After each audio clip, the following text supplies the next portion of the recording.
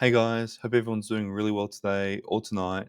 I wanted to make a quick video on investing and living below your means. So this is something that I've really taken to heart over the last, I'd say, probably 6, 7 years. All of my adult life, and kind of, I guess, into my later years before I was an adult. Now, what does this mean? I mean, pretty much this video is all about, really doubling down on investing and being able to live below your means and how you can kind of approach it. A lot of people don't do this. Most people live well above their means and, you know, probably don't, I guess, account for the fact that it actually should be the other way around. And you really should not be spending more than you earn. And, you know, that's a bare minimum, and whatever you do earn, you're investing majority of that rather than spending majority of that. So we'll get into the video here, but that's exactly what it's about. Now, you might ask, why exactly is this important, especially while I'm young, and especially why, um, you know, do we all really need to think about it that deep? Is it really that important? Why can't I just live my life and see how we go? Now, the reality is, right, we all need to invest nowadays, and this isn't like a optional thing anymore. This is actually a requirement. Everyone needs to invest nowadays. The reasons are very clear, right? Wage growth has always been poor versus capital growth in different types of assets. The world is becoming more competitive.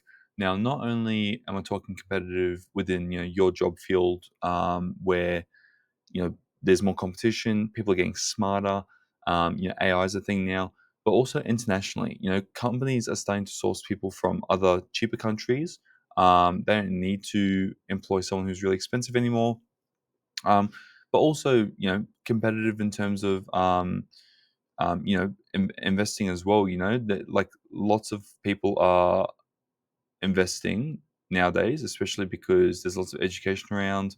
There's lots of apps that make it really easy to invest, and it's become a really popular thing nowadays. So to not invest means you're falling behind the eight ball. A lot of people are now investing, and it's becoming the normal thing to do. And just another point here: there's no such real thing as job security. Obviously, from either side of the party, the employee might say, "I want to leave," and then that's it, and vice versa. And this could be for lots of different reasons, but there isn't really no such thing as a guaranteed source of income ever, even with investments. So having a lot of investments and in lots of different sources in lots of different jurisdictions will be really important. As we kind of continue onto 2025, 2030, and beyond. Now, especially if you want to live a semi decent life, one income source isn't going to do it anymore. We ultimately are in a spot where many people can't afford living a decent life on their own, one source of income. So it's becoming a necessity to have a few different sources, whether that's potentially, getting a second job, whether that's potentially investing, maybe it's, moving back in with your parents and wherever you've bought, renting that place out. Whatever it is, if you want to live a semi decent life that you can actually enjoy, you can't just have one income source. You might be able to kind of do it short term, but you'll quickly notice that you might be, um, you're not optimizing your taxes, so you're paying too much in tax. Maybe you're taking out credit cards, or maybe you're just having to go from name brand food to non name brand food. You'll notice over time that things can slowly start to creep down, and life just slowly might not be as great as it once was, just because things are getting so expensive. Now, living below your means isn't necessarily a bad life by any means. In my opinion, I look at it right now as it's life. Like, that's just what it is. Like, there is no. It's not a thing to just go and spend a lot of money and just really live above your means. It's just not a thing. Um, so to me, it's just very normal. But for a lot of people, I would position it as a short-term sacrifice for long-term success. I inherently don't spend much, so for me, this is actually quite normal. And I actually feel a little bit uncomfortable spending too much money or even a little bit of money. So, but that's something for me to deal with. Now, particularly while you're young, right? And look, you could do this when you're a little bit older as well, live below your means. but it is very much accepted. And we're not expected to have a lot of money. We're not expected to have everything figured out, have a full time job, move sometimes be moved out of home. So you really can kind of get away with this while you're young, and kind of it gives you time to kind of test things, learn to invest, and also live below your means, because you really don't need to live a luxurious life, especially when you're young. It's all about learning, testing, and just enjoying having that free time, because there will come a point where you actually don't have that free time anymore. Now, personally, with living below my means, I found it quite freeing, liberating, and I'm enjoying the process and kind of how I can optimize things.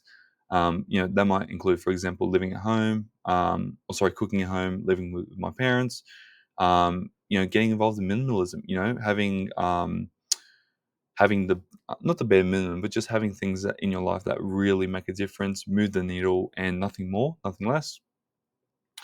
And look, buying cheaply where it makes sense. Buying everything cheap doesn't always make sense, and is kind of being stingy. Sometimes I really spend a lot of money on certain things that I enjoy or that bring me a lot of value, but other things, for example, clothing and stuff, to me isn't up there.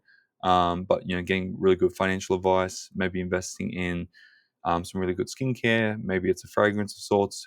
That's where, to me, I can kind of spend a little bit more money and feel comfortable with it. But for the most part, it really is just living below my means and saving a significant portion of my income. Now, if you're not sure kind of where to start, here's like a suggestion on what your life could look like, right? If you were to live below your means and invest instead, you would have a really strict split between your savings, your spending, and your investing. And I personally invest as much as possible, sometimes into the 80 to 90% range. And I know that might seem crazy, but I'm in a very fortunate position to do so. But I've also kind of learned how to optimize that. But for other people, it might be, investing, currently 0%, you might start investing 30%. That would be an awesome, awesome shift. And you start spending less, and maybe you get a promotion at work, or maybe you start a new side job, and you can kind of invest the difference. Now, another way I kind of live below my means is that I prioritize experiences over physical things. And again, this isn't expensive all the time. It could be just time with family, going for a walk up to a local cafe. Maybe it's for activities, going to the park. Maybe it's going to the city on a nice sunny day. And maybe it's, you know, maybe it's meditation. Maybe it's just reflecting. Maybe it's going for walks. Maybe it's just taking the bus somewhere, just chilling and just enjoying being outside. Finding the joy in small things for me has been really, really great. Even something like getting a Diet Coke, super simple, isn't expensive or anything, but it really makes me happy and is almost a little bit therapeutic. So really cool. Really love that. You could also start incorporating things in your life like house hacking, which I've spoken about before. And it's essentially kind of optimizing your house for earning more income, but also still having a place to live yourself, by renting out different rooms. Maybe it's looking at credit card points to kind of travel. Maybe it's looking at getting rid of your car and putting that money into investments. Going from a depreciating asset to a growing asset, and maybe taking public transport everywhere instead, or maybe starting to work from home, work remote. Yeah, there's just lots of different ways to do it. Lots of free clubs as well out there. I know, especially in Australia, there's lots of run clubs popping up recently. But there's clubs for everything nowadays. There's book clubs. There's probably a soft drink lovers club. There's just everything. So whatever you want to do that would make you happy and really full of joy. Lots of different ways you can do that nowadays. It might be online. It might be something in person. But it doesn't have to be expensive. So just know that not everything has to cost an arm and a leg to do. You should combine this and line it with lifestyle design. I've recently made a video on this, but lifestyle design is essentially crafting your life exactly how you want it. You're optimizing big things. For example, where you live, where you work, who you spend time with, how you feel, what your routine is, and using that as a base to kind of really kind of come down a few levels and tailor your life to where it's absolutely perfect. And that might include things like, only eating whole foods. Maybe you only ever start work at midday. You're always going to the gym and training a certain exercise. Maybe you're always playing cards with certain people at a certain time. You're really tailoring your life to what exactly you want to be doing and really optimizing, your joy and how you feel and really squeezing the most out of life. Another point here is that you will incorporate fun and enjoyable things too, just more intentionally and just being a little bit more careful with how you spend, because that money should, for the most part, be going to investing. And you still can enjoy your time without having to spend a lot of money. It might mean getting rid of that gym membership or that Pilates membership. Maybe it's going from some expensive restaurant each week to maybe a pub, or maybe it's bringing some friends over instead and popping a glass of bubbly at home. Something like that could work well instead. Now, a couple tips and advice to support you when you're looking to kind of lean down your life a little bit is to incorporate systems and surround yourself with people and content that supports exactly what you're looking to achieve. Inherently, it's not very I guess, spoken about, living below your means. It's more of a, oh, it's stingy or frugal thing to do. But I think personally, it should be the norm, and that's because I've found myself people that actually support this with me. Whether it's people online, whether it's routines that just make it easy to stick to, or I've just kind of educated myself on the importance of a dollar, and I now know that I don't really want to spend where I don't need to spend. Another really good point here is to minimize lifestyle inflation and always be strategic with your purchases. I personally I buy used a lot of the time. This watch is used. I buy things on sale if I need them, and I really think about things before I buy them. Maybe that's like a week before I buy something. So I'm just very intentional with how I spend my money.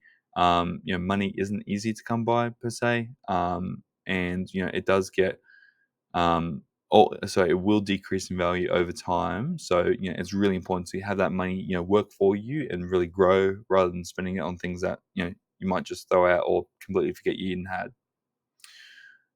Personally, and this is where I find it quite fun. I like to think of being frugal, or I guess being more intentional. I think of it as a challenge.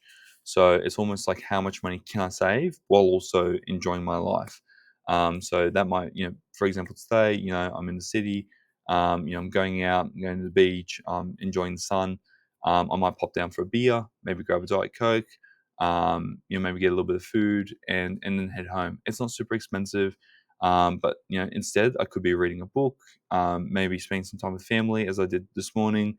Go, take the dog for a walk. These things aren't very expensive, but they really do add to your life, and it's just not things that are expensive unnecessarily. But you can still enjoy your life doing them. Now, be frugal. Only spend if required, or if it improves your current or future life. You don't want to be stingy, right? Stingy is someone who's really penny pinching, and they're scared of losing a dollar. But what you should be instead is understand the value of your money, right? If there's something that costs $10,000, but it will increase, the quality of life by 20,000, that's a no brainer. If you instead of buying fast food that it might cost $20, which isn't a lot of money, but it's still money. But then you feel really terrible after, and you don't want to do anything for the rest of the day. That is not a That's a terrible investment. That is really bad. So that doesn't improve your current life or your future life, and actually probably takes away from your life. So that would be a terrible thing in my eyes. But if you're instead purchasing vegetables or whole meat, organic meat, and it really makes you productive, and you feel like you want to, you're either happier, or you're spending time with people, or you're maybe it's leading you to kind of invest, or you just feel so good that you want to work a second job. Awesome, fantastic, really good. Last point here, remember that most people are living paycheck to paycheck despite looking wealthy on the surface. So a lot of people are like this. You may be like this also. And it's sad that's kind of become a normal thing, because the reality is living paycheck to paycheck is terrible in my opinion. And there's a reason for that. It's because the education up here hasn't been really ingrained in that person to the point where it's like, I need to now spend the same, if not more, of what I earn each week, just to live a good life. And it's just not the case. And this might be for a short-term thing. It might just be until you build up a little bit of savings, and then you can go back to that, or you invest a little bit. But for me, I've made it a lifestyle. I've made it so that I never want to ever live paycheck to paycheck, and I won't have to. While I'm still living a really good life, I've good people around me. I'm healthy. I'm fit. I'm I've just built up a really fantastic life, and obviously a lot of this is my family and work and people around me, but it's been very intentional doing so. So you can live a more frugal and, I guess, less expensive life. You can invest the difference and have a great time doing so. So if you guys have any questions, let me know down below. Hopefully you've enjoyed the video, and yeah, we'll see you guys in the next one. Peace.